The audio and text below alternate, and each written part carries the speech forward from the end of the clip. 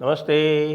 आप सभी से अनुरोध है कि कृपया ऊपर दिख रहा QR स्कैन करके हमारी सपोर्ट करें, साथ में हमारे सब्सक्रिप्शन प्लान्स ज्वाइन करें, वीडियो को लाइक करें, शेयर करें और याद रखें 25, 26 और 27 अक्टूबर को जो राष्ट्रवादियों का महाकुंभ हो रहा है, जिसमें 80 से अधिक वक्ता, लेखक, चिंतक जुड़ेंगे, उसके लिए रजिस्ट्रेशन आज से आरंभ हो रहा है, यानी आज मतलब 1 अगस्त से। तो आप लोग जाकर जो रजिस्ट्रेशन का लिंक नीचे दिया हुआ है उस पर जाकर अपना रजिस्ट्रेशन कराएं। साथ में क्राउड फंडिंग भी चालू है, तो क्राउड फंडिंग में अपना योगदान करके आयोजन को सफल बनाएं। आज सुप्रीम कोर्ट ने, मैं तो ये कहूँगा कि राष्ट्र को एक नई दिशा दी है और साथ में राष्ट्र की राजनीति को भी एक नई दिशा दी है। आज एक निर्णय में सुप्रीम कोर्ट ने ये तय कर दिया कि जो SC ST का आरक्षण होता है उसको उप समूहों में बांटा जा सकेगा, एक बात। लेकिन उप समूहों में बांटा जा सकेगा, उससे भी अधिक महत्वपूर्ण बात जो सुप्रीम कोर्ट ने कही है वो ये कही है कि भाई SC ST में भी क्रीमी लेयर लागू होगी। यानी कि आप ये देखिए कि इससे राजनीति का कितना बड़ा ध्रुवीकरण होने वाला है, ये जरा सोचिए कि उप समूहों में विभाजित हो सकेगी SC ST, तो ये तो बिल्कुल आप ये समझिए कि सहज रूप में माना जा सकता है कि अब OBC को तो उप समूहों में विभाजित होना ही है, और बहुत सारे प्रदेशों में किया भी हुआ है, जैसे कि बिहार में। अब समय आ गया है कि यह राजनीतिक दृष्टि से यह उपवर्गीकरण कुछ सरकारें करें, क्योंकि जो हमारी जो सत्रप्स हैं वो सारे के सारे OBC की जो धनी जातियां हैं, OBC की जो ज़मींदार हैं, उन्होंने पूरी की पूरी OBC राजनीति को हथिया रखा है। इसी तरह से SC की राजनीति को उन वर्गों ने हथिया रखा है जो कि SC ST में धनी हैं। अब आप उदाहरण ले लीजिए, आप ज़रा ST की जो लिस्ट आती है UPSC की और ST की लिस्ट देखिए, तो उसमें आप पाएंगे कि राजस्थान की एक मीणा जाति है, और राजस्थान की मीणा जाति ने आज तक का जो ST रिजर्वेशन है उसमें से लगभग 50% हिस्सा ले रखा है, जबकि उसकी संख्या कितनी है? पूरे भारत के ST समाज में उसकी संख्या 1% भी नहीं है, लेकिन उसने 50% हिस्सा कबाड़ रखा है। अब इस पर रोक लगेगी।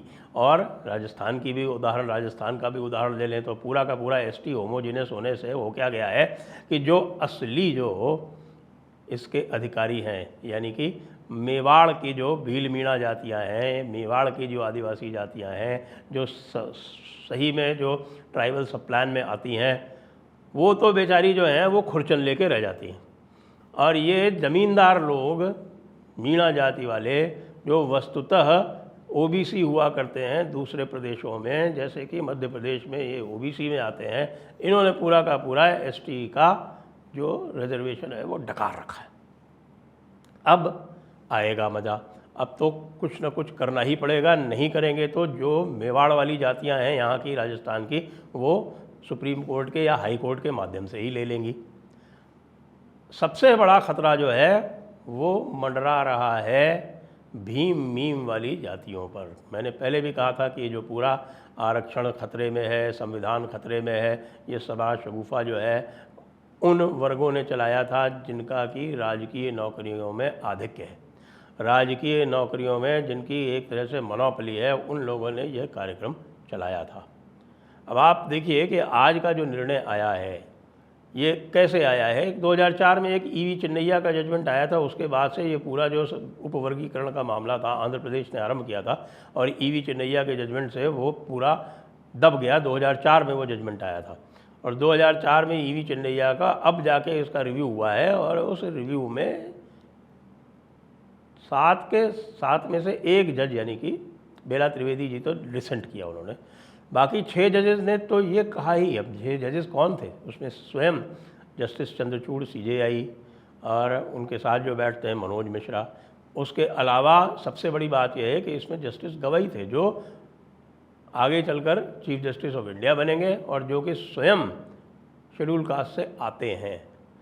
उसके अतिरिक्त उनका समर्थन खास तौर से जस्टिस गवई ने ही ये कहा कि ये जो ईवी चिन्नैया का जो निर्णय है ये तो गलत है ही, साथ में जो SC ST में अभी भी क्रीमी लेयर को अलग नहीं किया गया है वो भी गलत है। आज से क्रीमी लेयर को अलग किया जाए।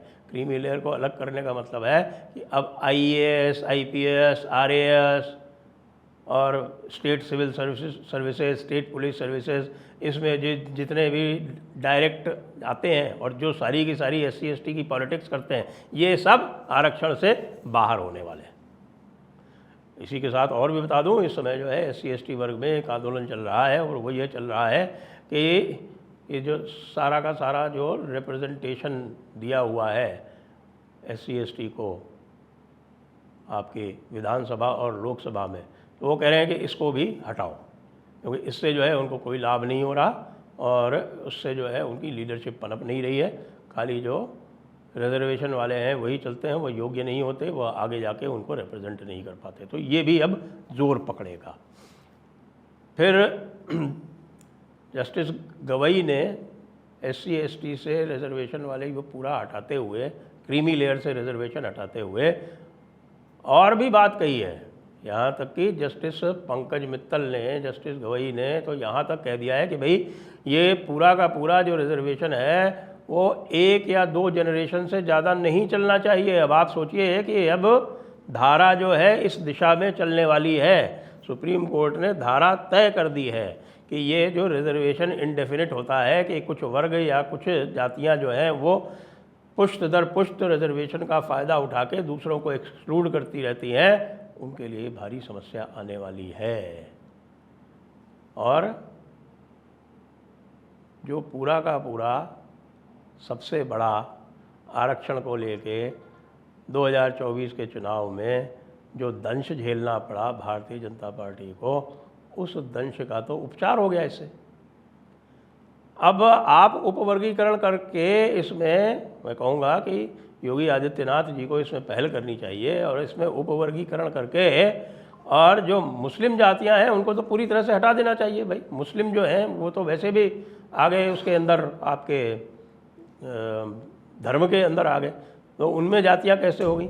जबकि ऊपर से दूर दूर से चिल्लाते रहते हैं कि भाई इस्लाम जो है वो इसलिए सुपीरियर है कि उसमें भेदभाव नहीं होता, उसमें जातियां नहीं होती, और दूसरी तरफ जातियों का लाभ उठाते हैं। इसको भी उपवर्गीकरण करके और इन जातियों को भी हटा देना चाहिए। फिर देखिए कैसा मज़ा आता है। पूरा का पूरा जो पॉलिटिकल नैरेटिव है वो एक बार में सेट हो जाएगा यदि हमारे मोदी जी आगे बढ़ें, रोहिणी कमीशन पर निर्णय लें। रोहिणी कमीशन के अनुसार जो भी रोहिणी कमीशन का जो सिद्धांत है, उसी रोहिणी कमीशन के सिद्धांत के अनुसार ही एक बात एक तरह से कहें तो ये सुप्रीम कोर्ट का निर्णय आया है।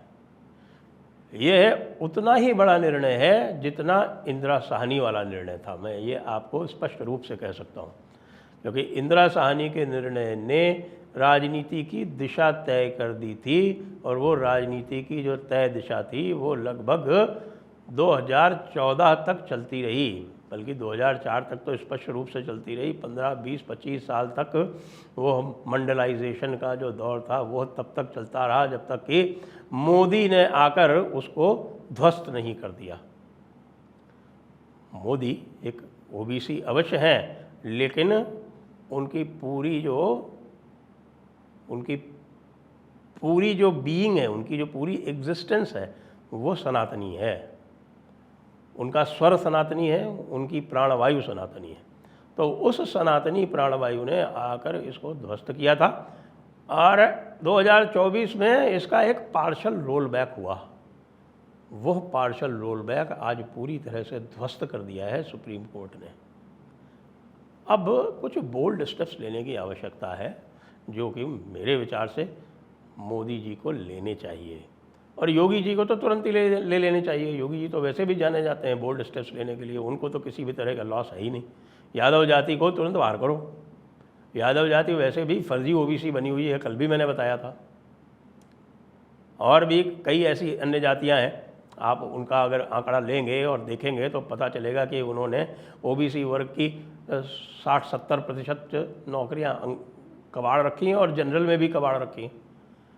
यहाँ तो ऐसी जातियाँ हैं राजस्थान में जिन्होंने ओवरऑल यानी जनरल और ओबीसी का मिला के लगभग 30 से 40% उन्होंने नौकरियाँ कबाड़ रखी हैं, जबकि उनकी कुल जनसंख्या जो है वो 10% से अधिक नहीं है। तो ये जो एनॉमलीज पैदा हुई हैं उसके लिए इस जजमेंट का, सुप्रीम कोर्ट के इस निर्णय का महती स्वागत किया जाना चाहिए। और विशेषकर से जस्टिस गवई का मैं ये मानूंगा कि जस्टिस गवई जो हैं वो अत्यंत प्रगतिशील जज हैं, क्योंकि वो ये देख रहे हैं और ये समझ रहे हैं कि आरक्षण से किसी भी जाति का कल्याण नहीं हो सकता। आरक्षण का उपयोग करके आप ऊपर निकल आइए, ऊपर चढ़ जाइए, लेकिन उसके बाद फिर वो सदैव के लिए उसी आरक्षण की बैसाखी का उपयोग करके यदि वो जाति चलना चाहेगी तो कभी भी उसका कल्याण नहीं हो सकता। इस चीज़ को पहचाना है जस्टिस गवई ने और इस चीज़ को रेखांकित करके इसके ऊपर उन्होंने एक बहुत ही बोल्ड निर्णय लिया है और उसको बाकी जजेस ने फॉलो किया है। अब क्रीमी लेयर हटाइए SC/ST से और SC/ST का उपवर्गीकरण कीजिए। उत्तर प्रदेश के परिप्रेक्ष्य में लें तो भैया जाटवों को अलग करो, सारी नौकरियां जो है वो जाटव जातियां ही जो हैं वो ले जाती हैं, तो जाटव को अलग करके SC/ST में से 2-3% उनको दो, बाकी दूसरों में बांटो। सही बात यह है कि पासियों को प्रतिनिधित्व नहीं मिलता है, जबकि उनकी संख्या अच्छी खासी है, कम से कम 3 से 4% पासी हैं, उनको कोई प्रतिनिधित्व नहीं मिलता है, इसीलिए उनमें रोष आता है। अब उनके रोष का उपचार आप कर सकते हैं इस माध्यम से कि आप जाटव जाति को अलग करके जो 21% आरक्षण है उत्तर प्रदेश में से, उसमें से इनका जो 10% है वहाँ तक सीमित करें और बाकी जो 11% है वो दूसरों के लिए आप रेखांकित करें और उनके लिए अलग से उसको मुहैया कराएं। बहुत ही अच्छा निर्णय है। सुप्रीम कोर्ट वास्तव में कभी कभी ऐसे कार्य कर देता है जिसको देखकर न्यायपालिका में विश्वास बढ़ जाता है। आज एक ऐसा ही दिन है। जय भारत, जय हिंद, वंदे मातरम।